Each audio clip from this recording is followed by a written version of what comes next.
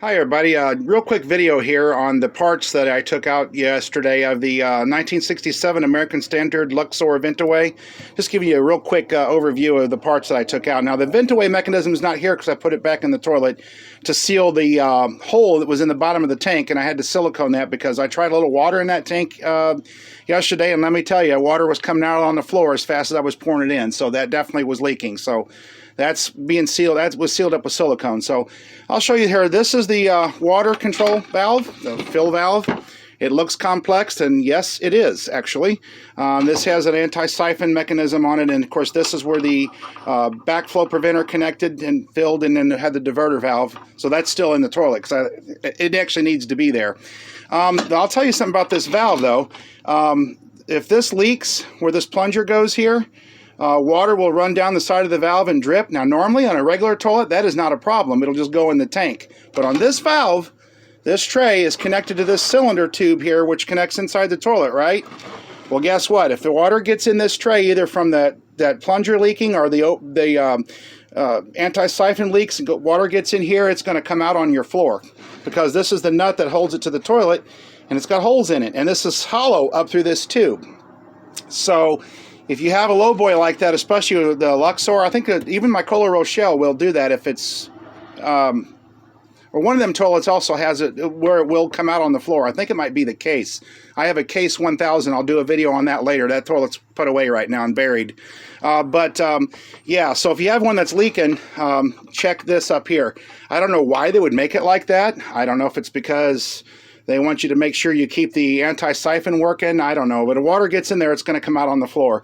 Now, I took this plunger out, and this little seal on here was so bad it just deteriorated when I took it out. So I put another one in here, a little rubber seal like that. Now, the screw that came with that's too big, so I reused that screw. So I'm going to put that back in there. And as long as the seat that's in there is not damaged, and it's hard to tell. I'm just kind of experimenting here. And that will at least keep the valve where it'll turn on and off. It's not going to maybe seal it because that little side seal might be kind of dry rotted and probably going to leak out of this. So, but anyway, it was for fun. This was the actuator. And of course, that rubber seal here, it's rock hard, so it wouldn't seal anything either. This is the mechanism that belongs in that toilet. The one I put in there, I had to retrofit for now because it's not the right one with the overflow. And how this one works is it has this rubber gasket that goes on the bottom with these 4 holes. And then let's see, where did he go? There's a ring here somewhere. Again, I'm doing this one-handed, so excuse the video. That would go under that. And then this ring over here would go down inside there, and it screws down and tightens this. And as you tighten it, this gasket would expand and seal that in the toilet. But of course, these rubbers are just, I could probably hammer a nail with these rubbers out of this thing. It's so old and, dry rotted. And this is the little elbow out of the Ventaway mechanism. I left it out so I can use the hole that was in the rim here for that as an overflow for now, since I don't have that particular correct actuator for that toilet. So I left this out. I just put I put the Ventaway back in there to block that hole in the bottom of the toilet. So anyway, that's pretty much the parts. These are pretty well easy to work on. A lot of parts really aren't even available for this anymore. So yeah, we sometimes have to retrofit stuff, but I thought I'd give you a quick video on that, and I'll do more videos later.